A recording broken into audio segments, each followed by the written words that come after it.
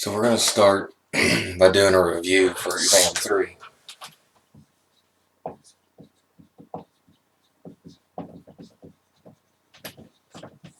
And that's going to cover all of chapter 4. So 4.1 through 4.5 and 6.1. So it's going to be a relatively short chapter, or short exam, because chapter 4 really feeds into just sections 4.4 and 4.5. But I'm going to go over the review right now. I'm guessing there might be roughly 10 questions on this exam, and this time it's going to be a little different. I'm not going to give you a second chance to rework the problems that you had missed. So for example 1, let's find the inverse of, we'll call it f of x equals 13x minus 7 divided by 8. And I'm going to do the work on the other side. And there are 4 steps to doing this. Number 1 is replace this f of x with y. Number 2 and number 3 are interchangeable, but what I like to do first is switch x and y. So where there's an x, you put a y. Where there's a y, you put an x. And then 3, solve. And 4, y,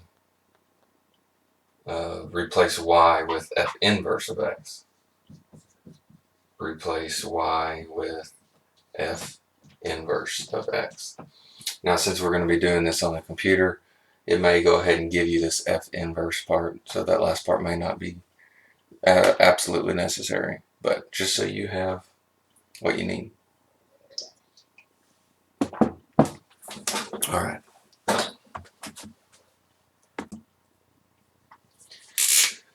So I'm going to just rewrite the problem over here.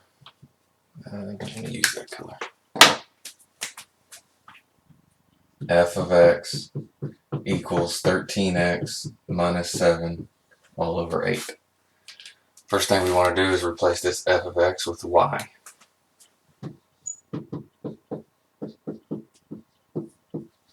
Pretty easy. And if you want, we can label that as step 1. Step 2 says, and I wrote switch. You could say interchange all the x and y's either way. I won't write it. But, so what that step means, number 2, is where there's a y, you put an x there. And where there's x, you put a y. There could be multiple x's, multiple y's that you would have to be swapping here. But in this case, it's pretty straightforward. So this y becomes x, and that equals 13. This x becomes y now, all over 8. And then on part 3, now we want to solve and get y by itself. And this is where part 2 and 3 can go. Part 2 and 3 you can interchange them, because you could solve first and then switch them. Either way is fine with me. So you're dividing by 8 over here. So to get rid of 8, you need to multiply by 8 to both sides. So here you get 8x is equal to 13y minus 7. Add 7 to both sides.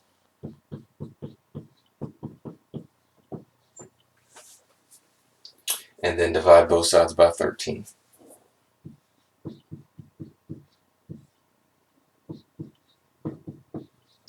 is equal to y. So the final answer would be to replace, step 4 would be to replace this y with f inverse of x. And maybe I can squish it in over there. F inverse of x is equal to this thing, 8x plus 7 all over 13. Hopefully that's pretty straightforward. I will have several examples for you to work on a review I'm going to send out. And I'm going to send out, the review will have a lot of questions, not just inverse. Alright, example 2.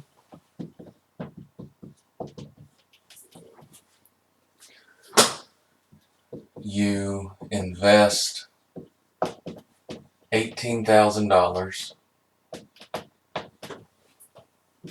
at, let's just make it 6%, something round. 6%.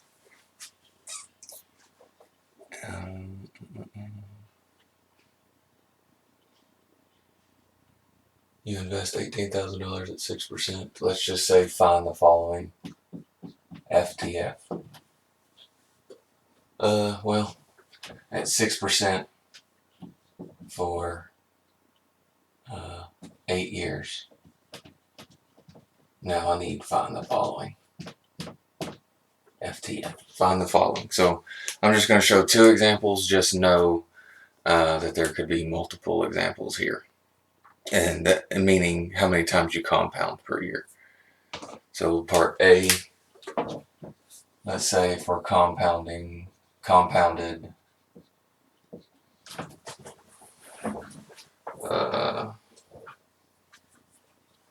let's say monthly. First, always write the formula. And then, once you know you're using the correct formula, substitute everything that you know. Alright, so what do we know? We know that n will equal, well, what did I say? I messed up already. Write the formula first. A, that's the accumulated amount. P, the principal. And then in here is 1 plus r over n raised to the n times t power. Alright. Now, let's look at the formula and let's figure out what variables we need to solve or figure out. So n, I already spoiled that one. N is 12. N is the number of times we're compounding per year. So we're compounding monthly. Let's see. So n is 12. R is 0.06%. So let's just start writing this. P is the principal, 18,000. And then 1 plus the divided sign. Now R is this 6%. Remember, we don't write 6 in here. We have to move there's a decimal there that we just don't write. We have to move it to the left twice, 1, 2. And now that is our in decimal form, 0.06. That's 6%. So 0.06%. That is incorrect how I said that. This is 6%. This is 0.06. And then on the bottom is number of times you're compounding, 12. And then that's raised to the n times t power. N we just said was 12. And then times t, which is 8. The number of years we're compounding. And from here it's plugging into your calculator. Now, I'm doing it on my phone, and you can do it in your phone as well, but to do it in your calculator, and I'm doing it on my phone, the way I'm going to do it first is I'm going to just do it in steps. And some of you might have had trouble with this. So I'm going to I have to do what's inside of these parentheses first. And so that now I have to do this 0.06 divided by 12. So 0.06 divided by 12. So this is 0.005. So this is, I'm just going to make a little note here, 0.005, and I'm going to add that to 1 plus 1. So 1.005. That's what goes in the parentheses. And then it's raised to this 12 times 8, and 12 times 8 is 96.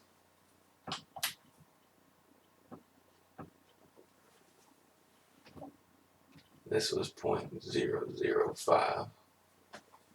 Alright, now that we've simplified a little bit, now we have to do this 1.005 raised to the 96th power. And I gotta turn my phone around. Make sure I did that right. And please practice this, because this is something that you'll have to know how to do. And this is 18,000. Then 1.005 to the 96th power is 1.614142708.5. That's where my calculator stopped. What I would do is just go ahead. Now you're just going to take this thing and multiply it to 18,000 times 18,000. And that gets you $29,054.57. All right. So all of these examples are going to be very similar. The only thing that's going to change as far as compounding will be if it's annually, biannually, weekly, daily, so on. I encourage you to try a different end value. Try daily, or try biannually, something like that. They shouldn't be too far off the 29,000. Make a little less or a little higher, something like that. But when you're working these types of problems, especially on the exam, ask yourself, does that make sense? So sometimes what I'll see on exams, and it happens a lot actually, is that when someone gets down to the final answer, this will be like $100,000 or $1 million. And does that make sense for you to invest $18,000 for 8 years and then you get $1 million back? That really doesn't make sense. So just make sure that this, somewhat makes sense. Giving up $18,000 for 8 years and getting 29 in its place, that's a little more logical there. Let's look at part B. Part B, let's say compounded continually. If I can spell compounded.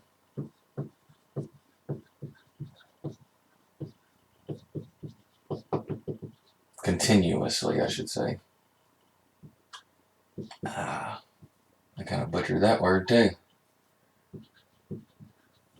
It's Sunday, what do you expect? Alright, so the first thing again, we need to write the formula. That way we know what we need to look for, what we need to find. So we have A is equal to the PERT. It's PERT. If that's how you want to remember it, I'm fine with that. Alright, so the things we need to find here are P, R, and T. And E is part of the, E is not part of this. So that's what we plug into. Alright, P, A is equal to P, which is 18,000, times E, and E is raised to the R times T power. So R is 6%, so 0.06 times T, which is 8 years. Remember, E is just that constant that we talked about. It's 2.7, blah, blah, blah, blah. And we're just raising it to this power. Now, what happens is we need to multiply the exponents together first. So 0.06 times 8. And so you need to take it step by step and go slow. 18,000 raised to the 0.48 power. 18, excuse me, I said that wrong. 18,000 times E, raised to the 0.48. All right, and then 0.48, e raised to the 0.48 power is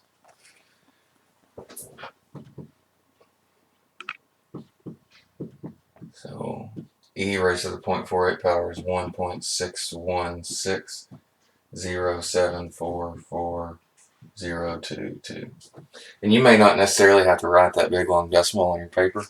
You just take whatever you found in the calculator when you plugged in e to the 0.4 power, and then you just hit times 18,000, and you just skip this step altogether.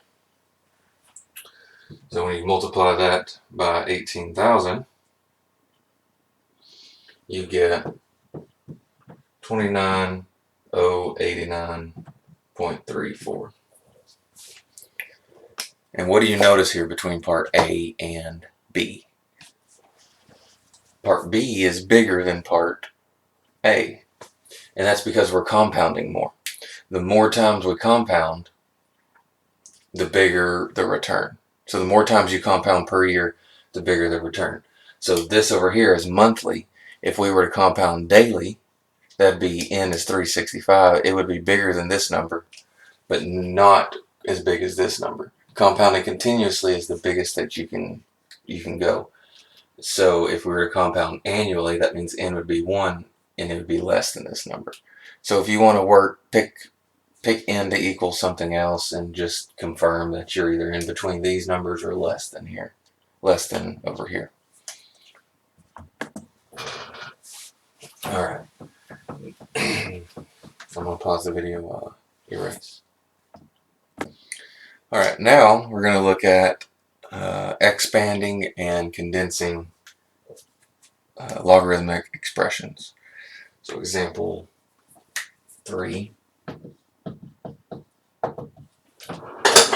And the directions here would be something along the lines of use properties of logarithms to expand the logarithmic expression, and where possible, evaluate the logarithms. That just means if you can simplify it to a single number, then do that.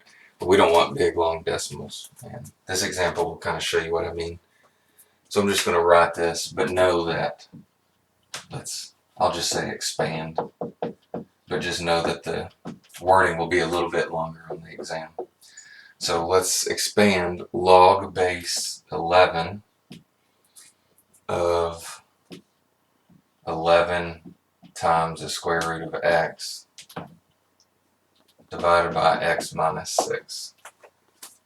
Alright, I know my ones might look funky. I just wanted to make sure we were clear on what's what. So now, if you are struggling to recall this, pause the video, go back and review this section where we talked about expanding logarithmic properties. And I believe that was section 4.3. Yes, I believe so. Logarithmic properties is what you want. I'm trying to just make sure here.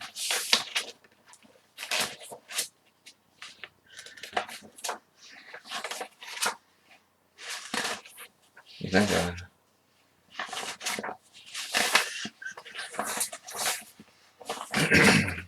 4.4 is properties of logarithms.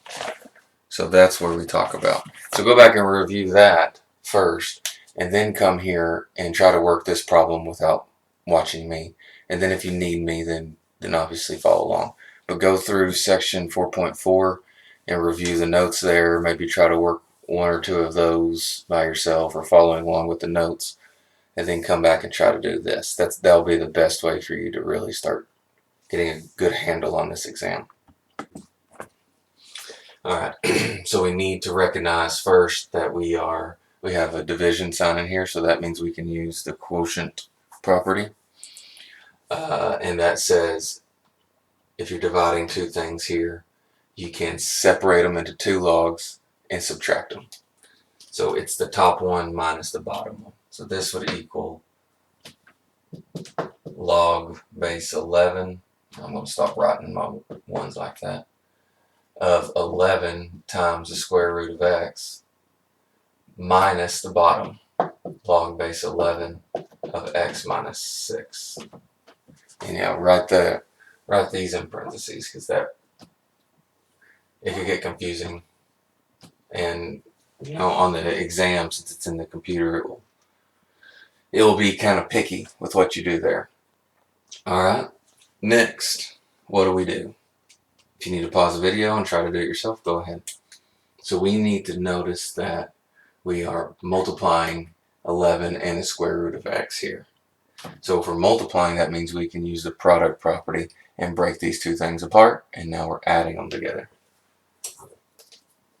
So just working on this first part here, we have log base 11 of the first one, which is 11, plus, since we're multiplying, log base 11 of the square root of x. So this became this whole thing. And then minus log base 11 of x minus 6 is still there. All right. Now there's, you can do several steps in one here, or you can take it step by step. I'm going to take it step by step so your notes are there to help you, but know that you can do a couple things here. I'm going to notice that I have a square root here and that can be expanded a little more. You need to remember that if you have the square root of x, that means there's a little 2 written here. We just don't write it. That's x to the 1/2. If you have the cubed root of x, that's x to the 1/3, and so on. We talked about that in one of the videos. And so that's what I'm going to do here. I'm going to rewrite this as x to the 1/2. So this is log base 11 of 11 plus log base 11 of x to the 1/2 power minus log base 11 of x minus 6. Let me write that a little clearer. X to the 1/2 power. I guess that's good enough. It's kind of small. Now what does this let us do? What rule does this let us use? It lets us use the power property. The power property says if you can take this power here and move it to the front of that term, and now you're multiplying it. So this is equal to log base 11 of 11 plus now 1/2 times log base 11 of x minus log base 11 of x minus 6. I just caught that I wrote a 1 there for that base, so I went ahead and made it 11. It didn't hurt anything. And now you need to look it over and see if there's anything else that we need to account for. If you were to plug this in, you would get the whole problem wrong because I can't sit there and look at your work on these tests. You have to recognize that we can simplify this.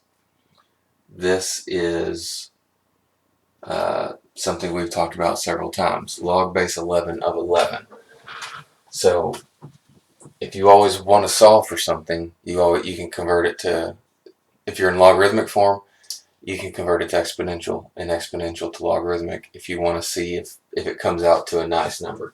So you just take whatever you're working with, set it equal to something, and then convert it to exponential form. This is what I mean. Log base 11 of 11 is equal to y. Converting it to exponential form, we need a base, an exponent, and an answer, or what's left over. So the base here, it's always log base 11. So just reading it out loud tells you what your base is. So my base is 11. I know my exponent in logarithmic form is always what's over here by itself. So that's y, and that's equal to what's left over, which is this 11. So that tells me that y has to equal 1. And go back to the video on this section and review all this, because this will come up a couple times probably on the exam. I believe this was actually 4.3. So what this is telling me is now I can replace log base 11 of 11 with 1. So this is equal to 1. 1 plus 1/2 times log base 11 of x minus log base 11 of x minus 6. Alright. I'm going to pause it to erase. Example 4. Now we're going to condense.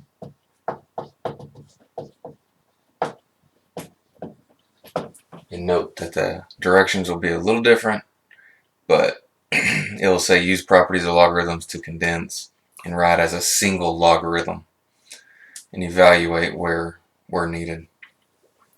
So expand 3 natural log of x plus 3 minus the natural log of x minus natural log of x squared minus 3.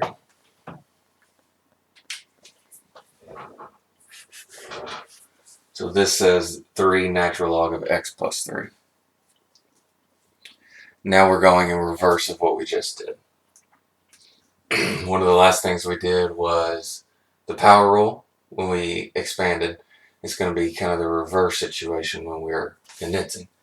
So we can see that we have a power here, or we have this 3 out front, which means we'll use a power rule. So this is a natural log of x plus 3 cubed minus natural log of x. Nothing else changes. Alright. Now you have to recall a little, and I should have said this before I started. I want you to pause the video and try to do this yourself. Go back and review the section where we covered this and work a couple examples, and then come back and try to do this yourself, and then watch me. But again, do what is best for you.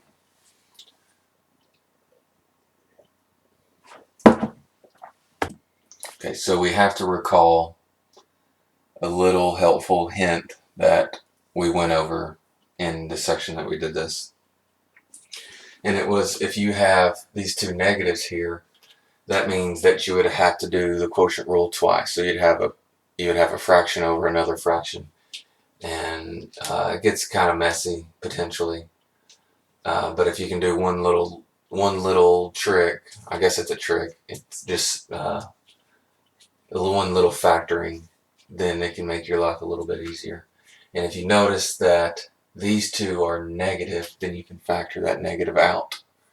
So typically when you're condensing, doing the quotient property is one of the last ones that you will do. Typically. So what I'm going to do is, and go back and look at the notes, I showed an example or two of this, where we have to take out this negative. So we get the natural log of x plus 3 cubed minus then, and I'm going to use brackets just because too many parentheses can get confusing. But just know that the brackets mean the same thing as parentheses here. Alright, so all I did was factor a negative out of these two terms. To check yourself, just distribute this negative back in, and you should wind up with what you came from. Alright, and what this lets us do is it lets us take these two terms and use the product rule and combine it into one natural log. Now we have one natural log minus one natural log. So it really simplifies the problem nicely. So here, this stays the same. Minus then.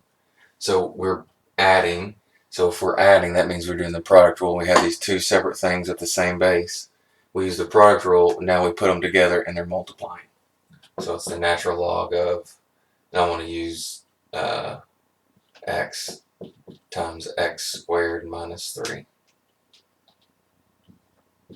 And you can use brackets here if you'd like, just to know that all belongs to that natural log. Alright, and I'm going to leave this like this for now. The next step I want to do is notice that I have two natural logs and I'm subtracting them. So now I can use the quotient property. And it's this one on the top divided by this one on the bottom. equals the natural log of the top is x plus 3 squared all over x times x squared minus 3. Alright. And Connect Math may not accept that as the answer. So what they would want would be just this multiplied in.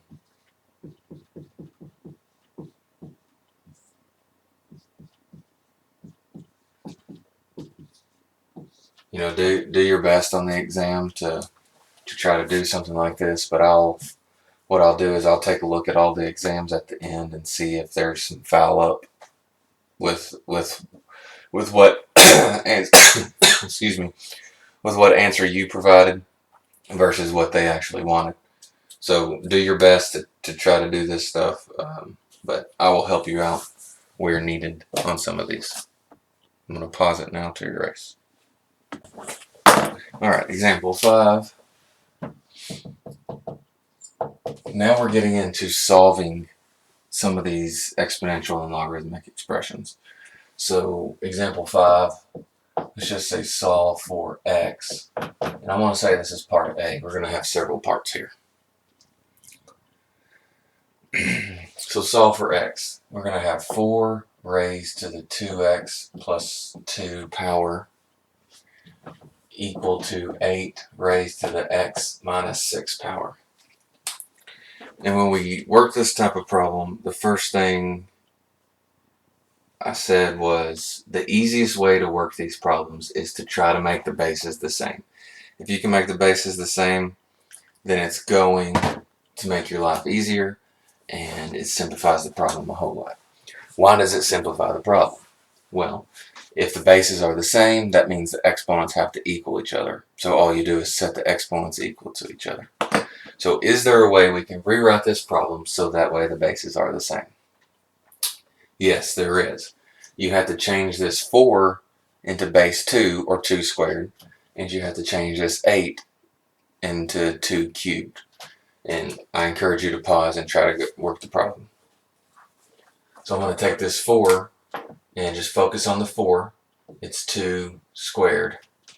So this is just the 4 portion, and this 2 to the x plus 2 is still there. And then same thing over here, focus on the 8 first. That's 2 cubed. And then the x minus 6 is still there.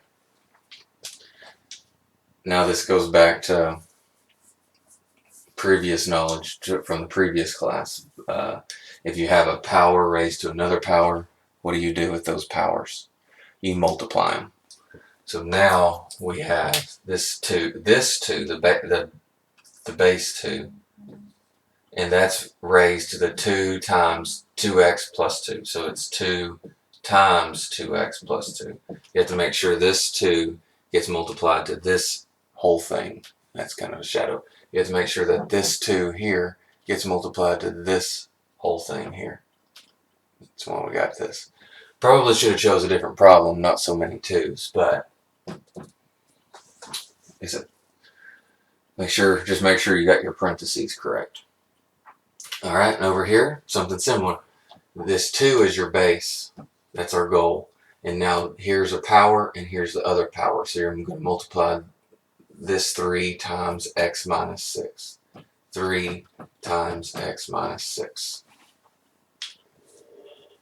Now, what this lets us do is our bases are the same. So that tells me for this expression to be equal to each other, the exponents have to equal each other. So the bases can just drop off at this point. So now we have 2 times 2x plus 2 is equal to 3 times x minus 6. In other words, I just set the exponents equal to each other. Now you can distribute and solve for x. So 2 times 2x is 4x. 2 times 2 is plus 4.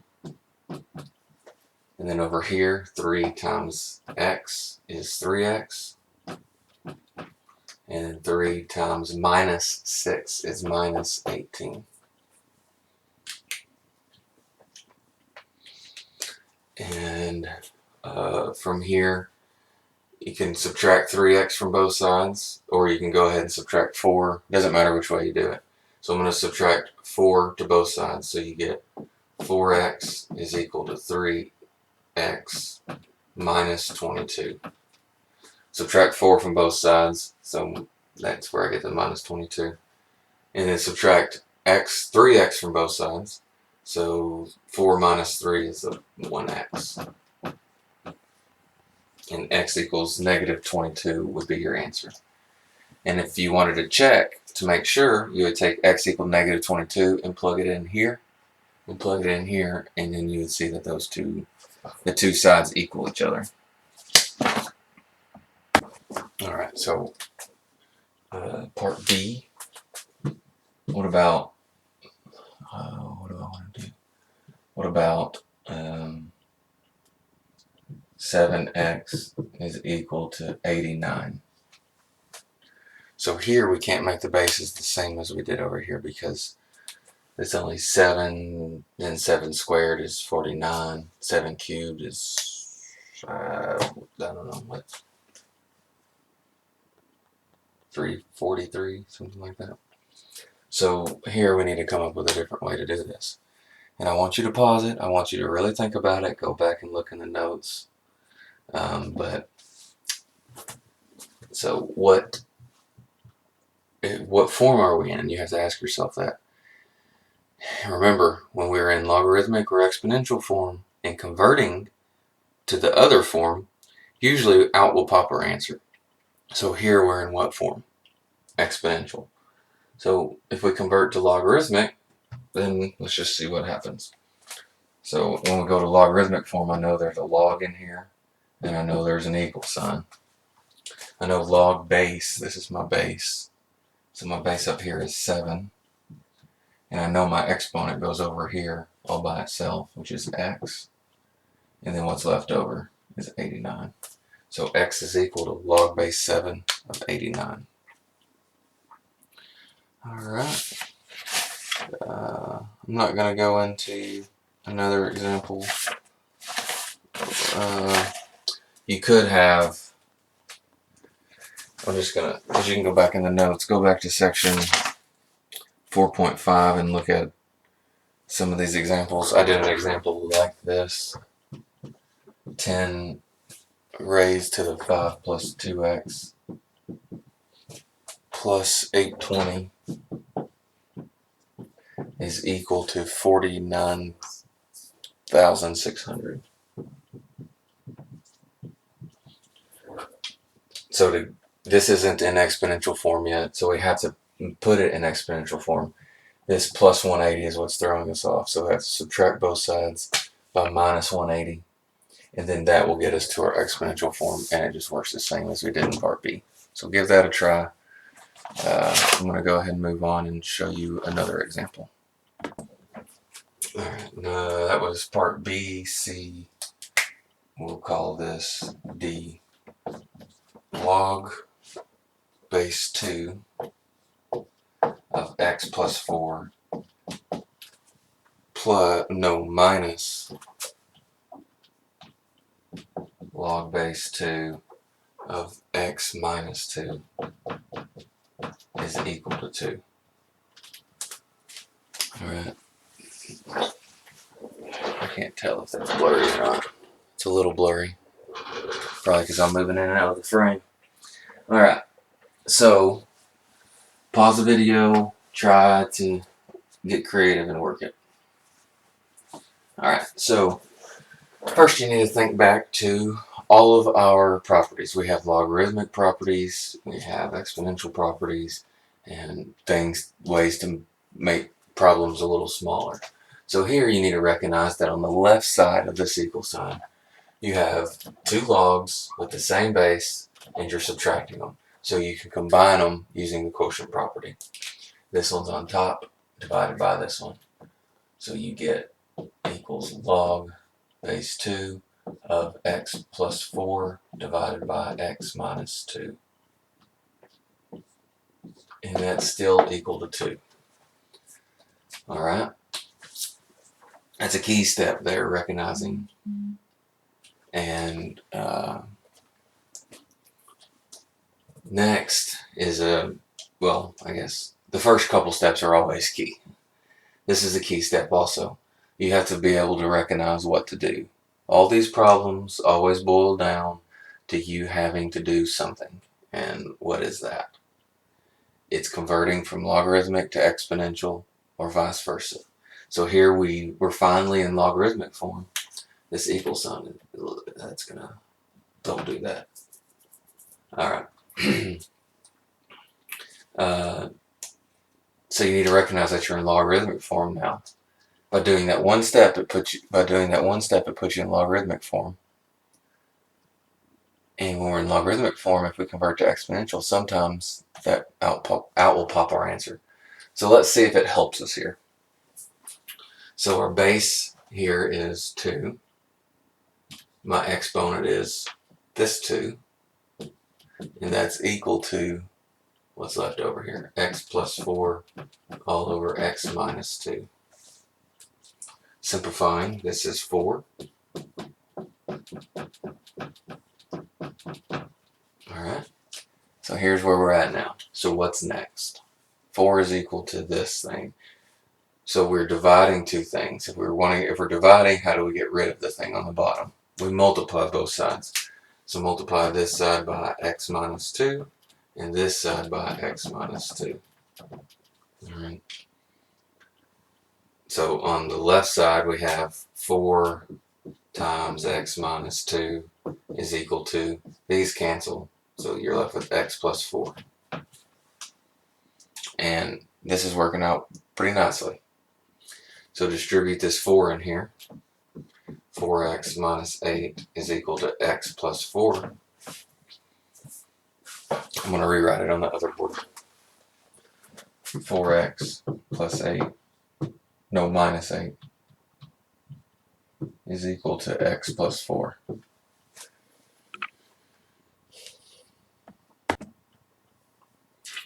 And add 8 to both sides.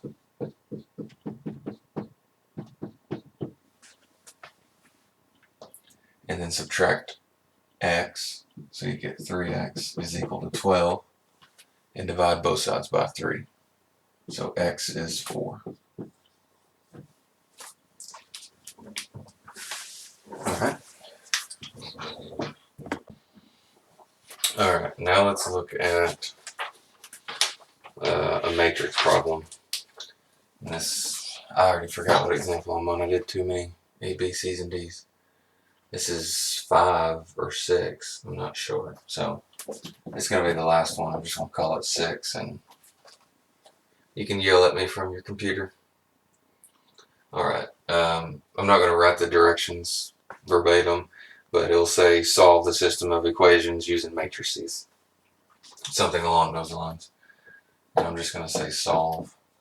And here is the system of equations. 5x plus 8y minus z is equal to 36. X minus 2y plus 7z is equal to 18. 3x plus y plus z is equal to 21.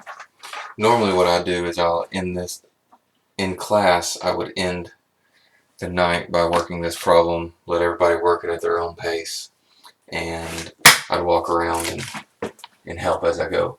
And so I want to try to do that, mimic that here if I can. So you write this down and you start working it yourself. You shouldn't have any fractions or decimals. It should work out pretty nice in the end as far as the numbers go.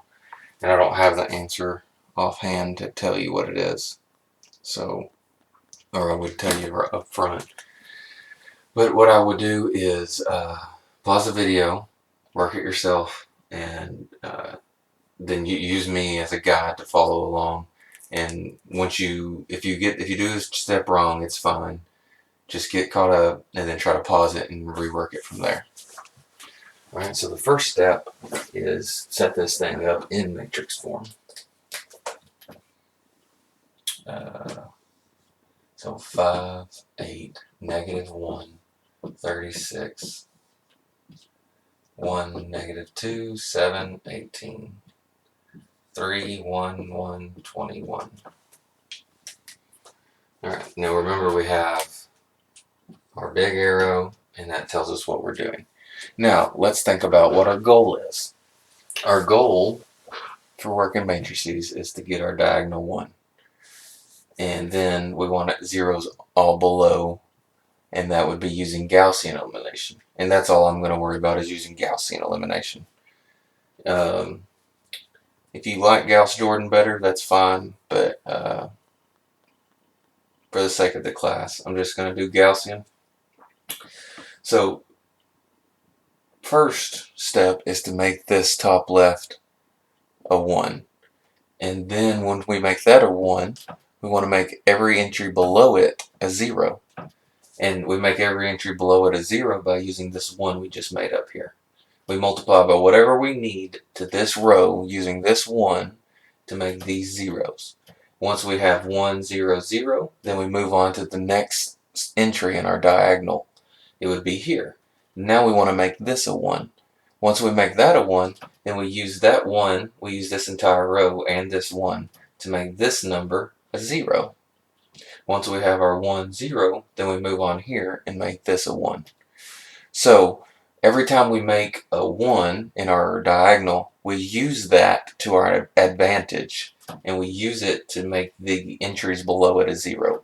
And that's all we focus on. We focus on a column at a time. We focus getting our 1, then everything below it is 0. Alright, so we have our matrix set up, and we know our first goal. Our first goal is to make this a 1. So we do that by interchanging row 1 and row 2. This is the easiest step of the whole thing. Row 1, interchange, wrote that wrong, interchange row 2. So over here, we'll write the row that's not changing, which is row 3. And now row 1 becomes this.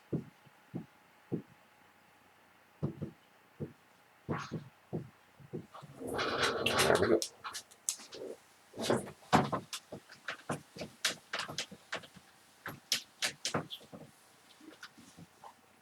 Okay, so now what do we want to do to our matrix? We have our 1. Now we need to use this 1 to our advantage and make this 5 a 0. So what do we need to add to a positive 5 to make it a negative 5? Excuse me. What do we need to add to this 5 to make it a 0? Negative 5. So so I don't have to write so much, I'm going to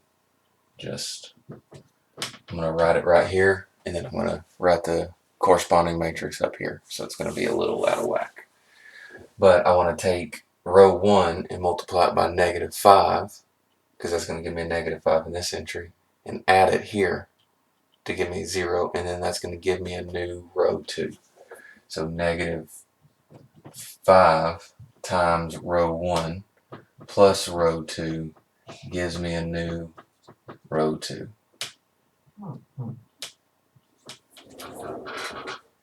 -5 times row 1 plus row 2 gives me a new row 2. So I'm going to write the new matrix up here. So row 1 and 3 are not changing.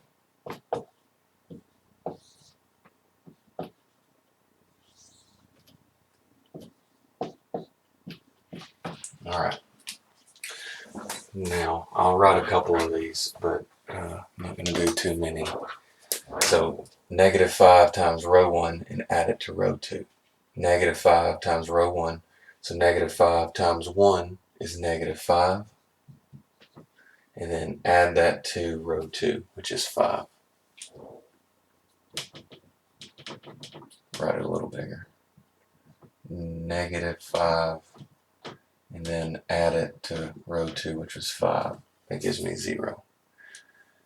And then -5 times -2 is +10. And then add to row 2, which is 8. So that gives me 18. And that's what goes in over here. 0 is the first one, 18 is the next one, and then I'm not going to write anymore. So -5 times 7 is -35. Add it to -1 is -36. And we're getting into bigger numbers now. -5 times 18 is -90. -90 plus 36 is -54. So -5 times 18 is -90. -90 plus 36 is -54. And this gives us this resulting matrix.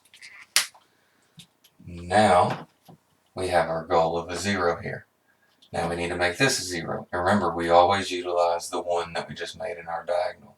So we want to use this row 1 again to make this a 0. What do we need to add to a +3 to make it 0? We need to add -3. So that's what we need to multiply this row by.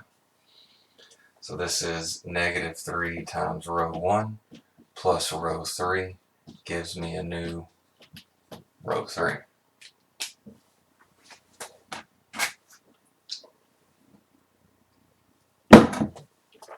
Alright, so let's write what's not changing, which is row 1 and 2.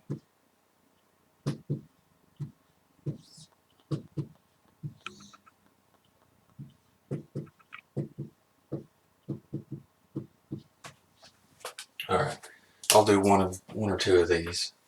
So -3 times row 1 plus row 3. So -3 times row 1. So -3 times 1 is -3. And then add to row 3, which is a +3. And that gives me 0. So that's what goes here. And one more. -3 times row 1. So -3 times -2 is a +6. Add to row 3, which is 1. So that gives me 7. And that 7 is what goes here. And the next ones I'll just do out loud. -3 times 7 is -21. -21 plus 1 is -20. And then -3 times 18. -3 times 18 is -54. And then -54 plus 21 is -33. Not sure I did that right.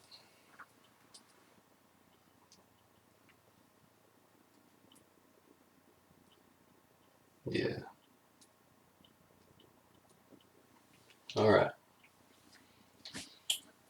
So now we have our first column of 1, 0, 0. So our next efforts will be to make this 18 a 1. And once we do that, then make all the entries below it 0. Now, go ahead and pause at any time and keep working. But this one, remember when you're working these, you don't want to change any work that you've already accomplished. And you shouldn't. You shouldn't have to change anything that you accomplished. So I'm going to make this 18 a 1, but I cannot change this 1, 0, 0. If one of these change, then that means I've done something wrong. So just be mindful of that. Alright. So once I show you this is real simple, and some of you may have already gotten it. But let's think about this. There are 3 row operations that I showed you when we did this section, and one of them we don't use very often. Maybe once every time we work a matrix problem, and that is just multiplying a row by some constant other than 0. And so here you have to notice that row 2 is all divisible by 18, or you can multiply that row by 1/18.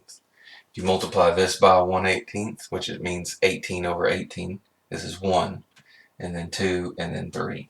So that's what we're going to do here. So 1/18 times row 2 gives me a new row 2. I'm going to write the corresponding matrix here.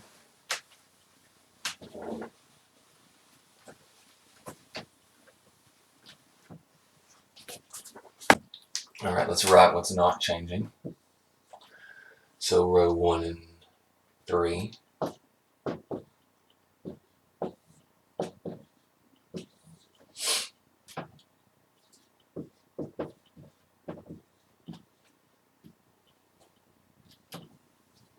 All right, now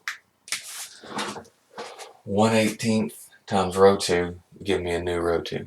So 1/18 times 0 is 0. And that's good. We didn't change what we had already done. Now 1/18 times 18, which means 18 over 18, that gives me 1. 1/18 times negative 36, which is negative 36 divided by 18, that gives me negative 2. And then this one's negative 3. So we're on our way. We have our 1, 0, 0. Now we have our 1 here. And we need to make this 7 a 0. And pause at any time. So to make that 7 a 0, we need to add negative 7 to it. And we have to use the 1 that we just created in that column to make it a 0. So negative 7 times row 2 plus row 3 gives me a new row 3. Erase this so we don't get confused.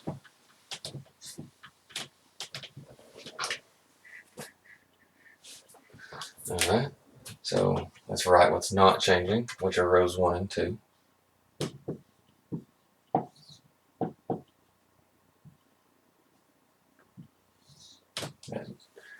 It's supposed to look like an 18.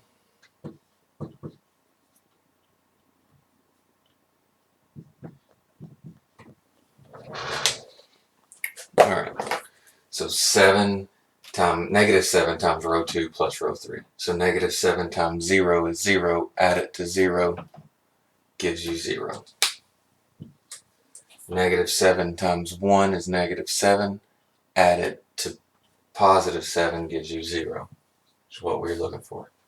Negative 7 times negative 2 is a positive 14. Positive 14 plus negative 20 is a negative 6. Negative 7 times negative 3 is a positive 21. 21 minus 33 is a negative 12. All right, now we're almost there. Our last goal is to make this negative 6 a 1. And pause the video and just think about how to get that. All right, now I'll tell you. So think back to the last couple steps. I mean, what did we do when we ran into a similar problem like this? We can't change any work that we've already done, but there's a simple rule operation that we can use here, and that's multiplying this row by negative 1/6. So negative 1/6 times row 3 gives me a new row 3. Negative 6 times negative 1/6 is negative 6 divided by negative 6, which is 1.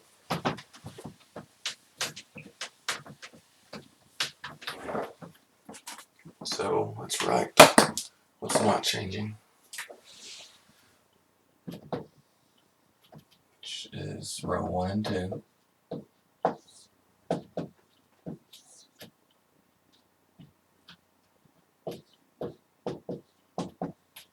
Alright, so negative 1/6 times row 3.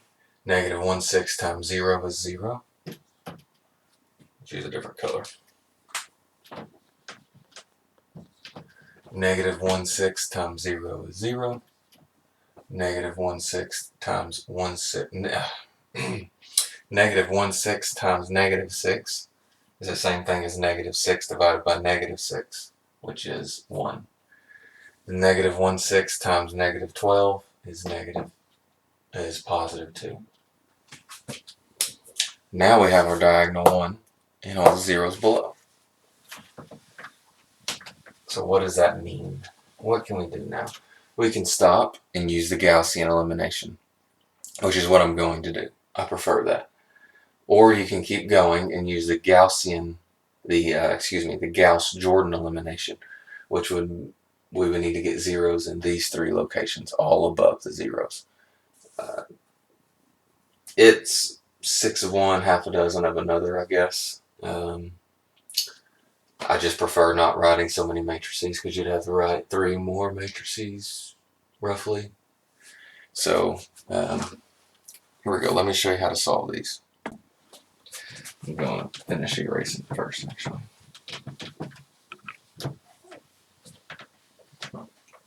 Alright. So start from the bottom and work your way up. Remember that this row, this column, these are all your X's, these are your Y's, these are your Z's, and this is your answers. So these entries tells you how many X's are in that system, or in that equation now.